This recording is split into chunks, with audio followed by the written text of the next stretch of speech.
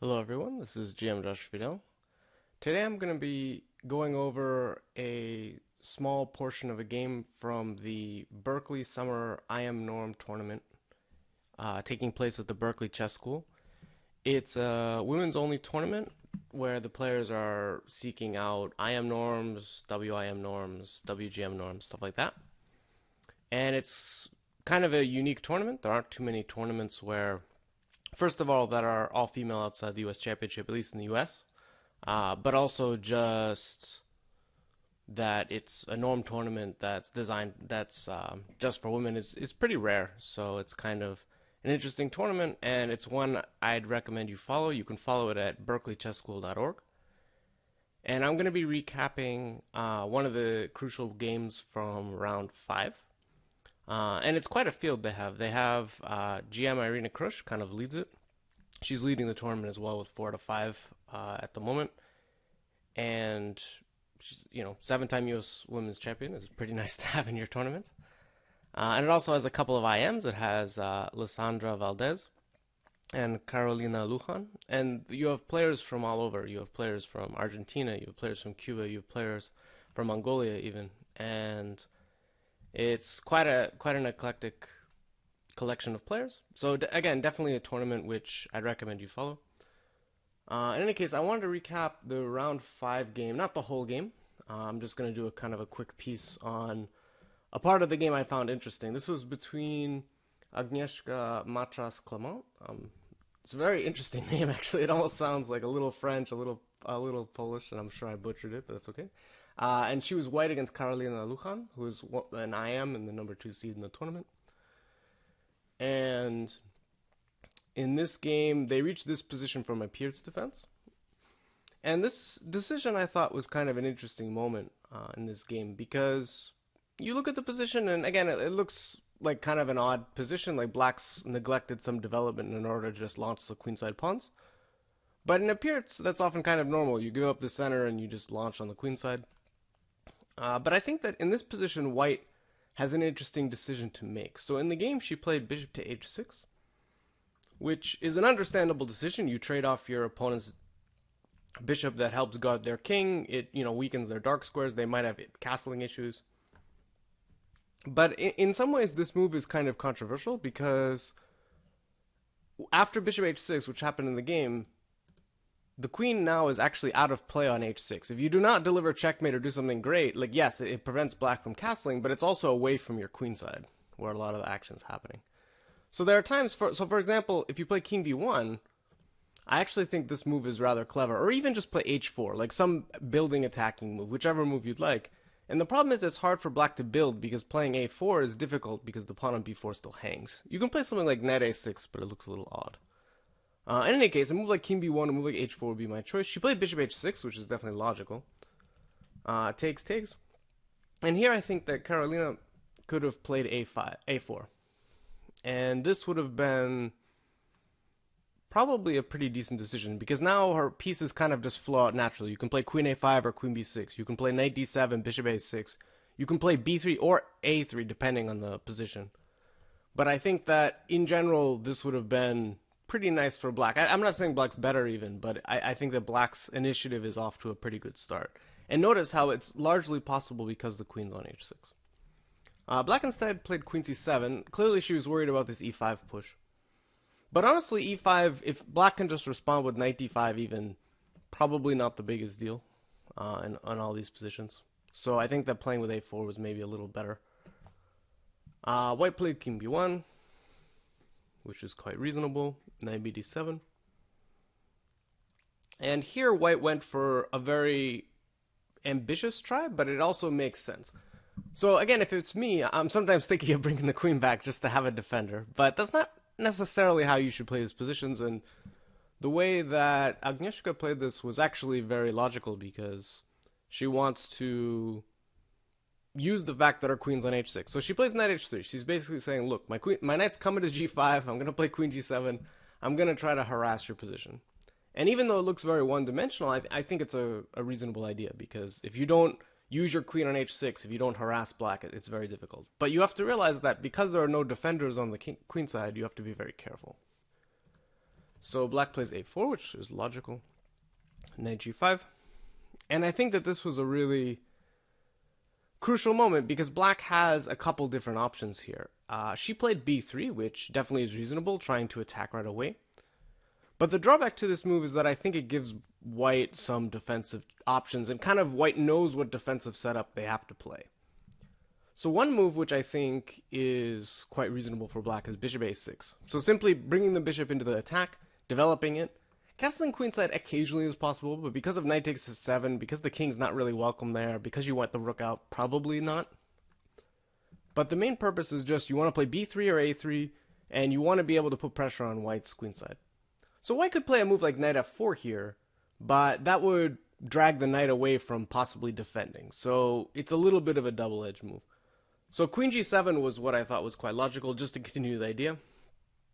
Black plays rook f8, and really, this isn't as big of a deal as it looks like, because basically the best white can do is just grab this pawn, which is not bad. It's a crucial pawn, it means black can never castle, but the queen is now out of play, and you've done this for one pawn. So if I were white, I would be worried about ideas like b3, even a3, trying to provoke b3, and then c5, trying to go after these squares. Even a move like knight b6, just trying to build your attack. I don't want to say one side is better or another, because honestly it's an unclear position, I can't say for sure. But I would say that black would have good chances for counterplay if she had done this. She played b3 immediately, which by itself I don't think is terrible. But the problem is it does give white extra options. So white correctly took and played a3. This is a very common idea where basically you say, okay, I'm opening up your rook, but the pawn on a3 will be tough to crack.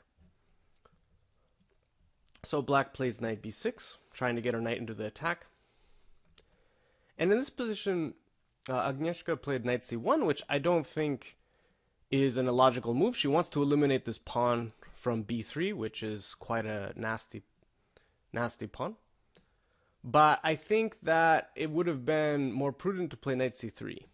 And the reason for that is because now, as you can see from these lovely arrows, when I annotate games, I tend to put arrows randomly because sometimes I'll forget to do it, sometimes I don't. I'm like, I want arrows here. Anyway, so I drew some nice arrows. But the basic point is that because this knight is controlled, I think it makes it very difficult for black to develop any kind of attack.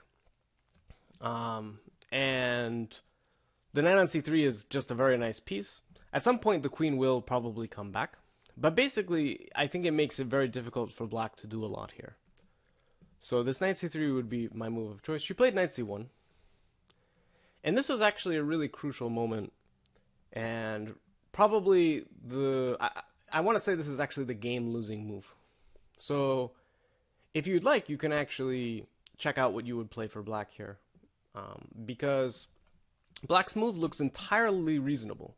And it's a move that in a blitz game you might play it, but it's just inaccurate because it allows too strong of a reply by white. So again, if you actually want to pause and try to find a good move here for black, feel free. But otherwise I'm going to continue, because I think that black has a clearly best move, but it is not at all obvious. And that move is queen a7.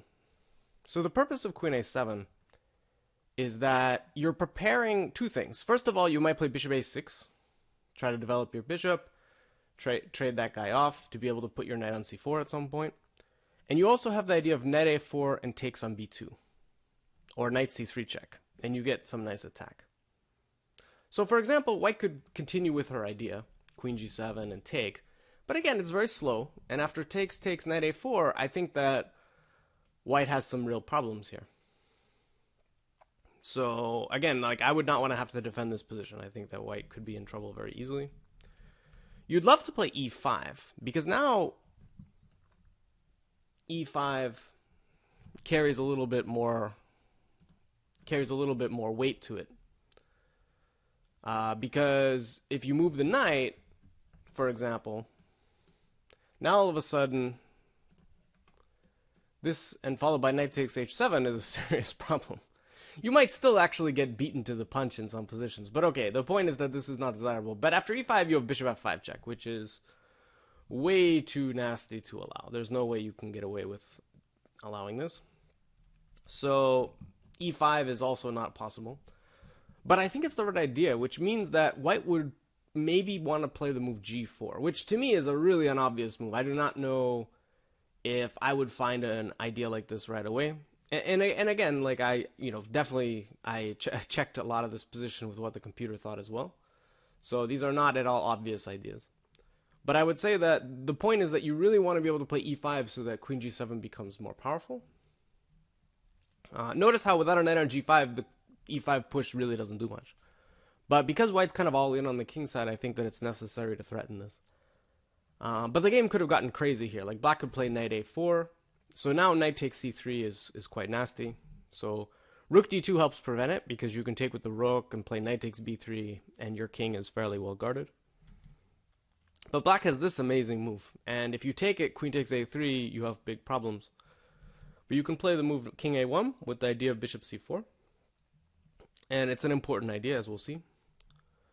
And so black should probably play queen a4 to prevent it.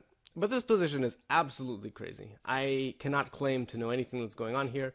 Again, I think the likelihood of playing these moves is very small. But black's idea is just brute force. Queen b4, rook takes a3. So white would need to find a solution. Again, I think that practically speaking, this would be easier to play with black. But I honestly don't know the proper evaluation or what's going on. And for players armed without a computer, it's really difficult. But I would say that the way you can find a move like queen a7 is by kind of a little bit process of elimination. But a lot of it is just you need to get a piece into the attack, but you need to not allow white's next move. And white's next move after knight a4, and this is the move maybe black missed or underestimated, is bishop c4. So you're attacking both f7 and b3, and you're bringing another piece to the defense. So it's a great attacking and defensive move, which Agnieszka did not miss. And after d5, bishop takes b3, white has a pretty much decisive advantage, and she converted this pretty well. So from here on out, like black pretty much, there are a couple moments where maybe white could have been more accurate or black could have gotten into the game with more precise play, but it was always pretty clearly winning for white, and she did a nice job of wrapping up the point. So again, I mean, the games between any strong players, they often hinge on a few very small moments. And you notice that when black allowed bishop c4, the game just fell apart because she lost her counterplay. She lost her pawn because she played the knight too early. But if you played queen a7 first, meaning that knight a4 carries the threat of knight takes b2, which is very powerful, and it forces white to react in a much more difficult way. Like, it's not so easy for white to react to this idea. And I think that that would have made it at least pretty challenging for white, and maybe the game would have had a different outcome. Anyway, I hope you guys enjoyed my little summary here. If you're interested in looking at more of my videos, you can follow me on my YouTube channel, which is youtube.com/JoshFidel. And definitely give this tournament a follow, again, at berkeleychesstool.org.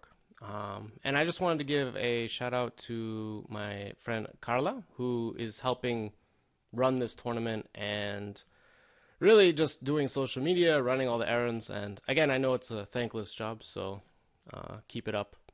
And I hope you guys enjoyed this summary and enjoy the rest of the tournament. Thank you.